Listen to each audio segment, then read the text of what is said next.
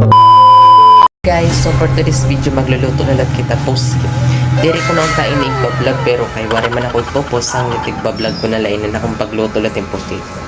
Siyempre, diri ko na ito igba-vlog kay may vlog na ako hamposit pero kay wari nga niya ako ga-upload sang igba-vlog ko na lang. So upti ako niyo.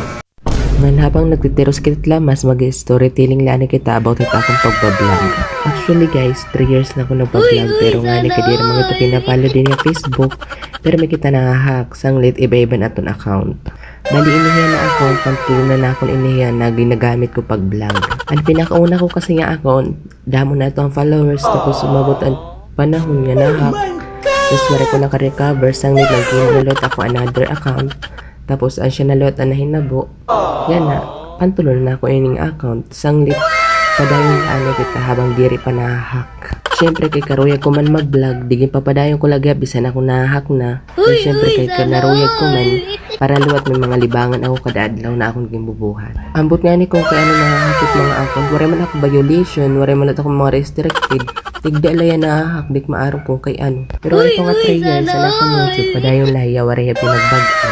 Pero kay wari man ako gipopost sa akong YouTube sang wari magdamon iya subscribers.